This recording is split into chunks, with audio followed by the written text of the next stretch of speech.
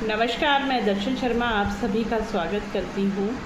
आज मैं लेकर आई हूँ उत्तर प्रदेश और आम आदमी पार्टी से जुड़ी कुछ खास और अहम खबरें, जिसका असर राजनीति से लेकर आम जनता तक साफ दिखाई दे रहा है। तो बने रहिए अंत तक मेरे साथ। लखनऊ में बीटेक परीक्षा का पेपर लीक। लखनऊ में बीटेक कंप्यूटर साइंस की परीक्षा में पेपर लीक का बड़ा मामला सामने आया है। 21 मई को हुई परीक्षा के दौरान एक छात्र के पास से संदिग्ध पर्चियां बरामद हुई, जिनका सवाल परीक्षा के प्रश्न पत्र से मेल खाता पाया गया। इस घटना पर अरविंद केजरीवाल जी ने कहा है, पूरे देश की शिक्षा व्यवस्था पर माफिया ने पूरी तरीके से कब्जा कर लिया है। करोड़ों बच्चों और युवाओं के भविष्य का सौदा हो रहा है। ऐसे ही तो शिक्षा माफिया फल फूल नहीं रहा है। इनको शय देने वाले टॉप पर बैठा 2 लोग हैं। अपना भविष्य सुरक्षित चाहते हो तो आपको ही कुछ करना पड़ेगा। छात्रों और अभिभावकों में इस घटना को लेकर भारी नाराजगी देखी जा रही है। आम आदमी पार्टी सांसद संजय सिंह जी ने बीजेपी पर तीखा हमला बोलते हुए कहा है कि गाय काटने वाली कंपनियों से चंदा लेने वाली बीजेपी अब गाय कटने की इजाज़त दे रही है। उन्होंने राजस्थान के जैसलमेर में बड़ी संख्या में गायों की मौत का मुद्दा उठाते हुए कहा कि सैकड़ों गाय का शव मिलने के बाद भी अंधभक्त और गोदी मीडिया चुप है। दरअसल जैसलमेर में 500 से ज़्यादा मृत गायों के शव खुले में मिलने के बाद प्रशासन पर लापरवाही के आरोप लगे हैं, जिसके बाद नगर परिषद ने कार्यवाही शुरू कर दी है। इंसानियत की मदद करने वाले दीपक के समर्थन में आए संजय सिंह जी ने इंसानियत के लिए आगे आने वाले दीपक के समर्थन में बड़ा बयान दिया है। उन्होंने कहा कि किसी शख्स को इस बात की सज़ा नहीं मिलनी चाहिए कि उसने इंसानियत की खातिर एक मुस्लिम बुजुर्ग की मदद की। दीपक का जिम आज बंद होने की कगार पर है। दीपक की सहायता कीजिए। मैंने अपनी सैलरी में से उन्हें 50,000 रुपये की सहायता दी है। आप भी हाथ आगे बढ़ाएं। अच्छे लोगों का हौसला बुलंद करना चाहिए।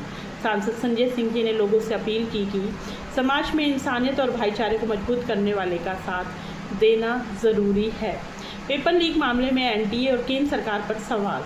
नीट पेपर लीक मामले में सीबीआई की कार्यवाही के बाद भी एनटीए डायरेक्टर अभिषेक सिंह जी के पद पर बने रहने को लेकर सवाल उठ रहे हैं। विपक्ष ने आरोप लगाए हैं कि केंद्र सरकार शिक्षा स्वास्थ्य की विफलताओं पर पर्दा डाल रही है और जिम्मेदार लोगों को बचाया जा रहा है।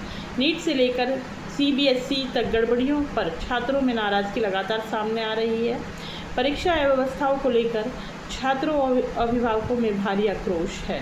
आम आदमी पार्टी नेताओं का कहना है कि नीट, सीबीएसई और दूसरी परीक्षाओं में हो रही गड़बड़ियां देश की शिक्षा व्यवस्था पर बड़ा सवाल खड़ा कर रही हैं।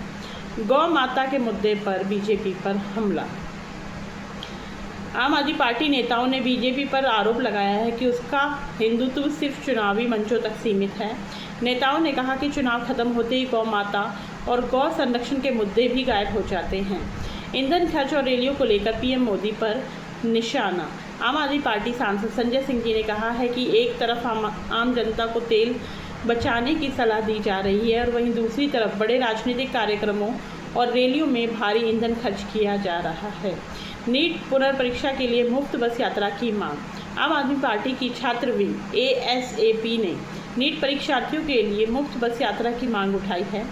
संगठन ने मुख्यमंत्री को संबोधित ज्ञापन सौंपते हुए कहा है कि दोबारा परीक्षा देने जा रहे छात्रों पर अतिरिक्त आर्थिक बोझ नहीं डाला जाना चाहिए। एसएससी जीडी परीक्षा रद्द होने पर छात्रा का दर्द छलका। एसएससी जीडी परीक्षा में अव्यवस्था और परीक्षा रद्द होने के बाद छात्रों का गुस्सा सामने आया है।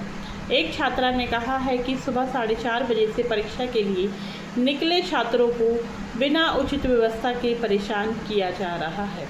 एसएससी जीडी अव्यवस्था पर बीजेपी और योगी सरकार घिरी। विपक्षी नेताओं ने एसएससी जीडी परीक्षा में भारी अव्यवस्था को लेकर बीजेपी और उत्तर प्रदेश सरकार पर हमला बोला है।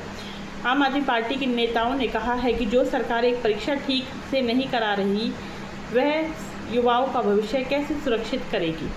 वंशराज दुबे जी ने युवाओं के भविष्य पर उठाए सवाल। आम आदमी पार्टी के उत्तर प्रदेश के नेता वंशराज दुबे जी ने कहा है कि पहले नीट और अब एसएससी जीडी परीक्षा में हुई गड़बड़ियों ने युवाओं का भरोसा तोड़ दिया है। उन्होंने आरोप लगाया कि रोज़गार देने की वजह सरकार बेरोज़गारी बढ़ा रही है और युवाओं का धैर्य अब टूटता जा रहा है। तो ये थी आज की कुछ खास खबरें। मेरे साथ बने रहने के लिए आप सभी का बहुत बहुत धन्यवाद। कल फिर मिलेंगे। जय हिंद, जय भारत।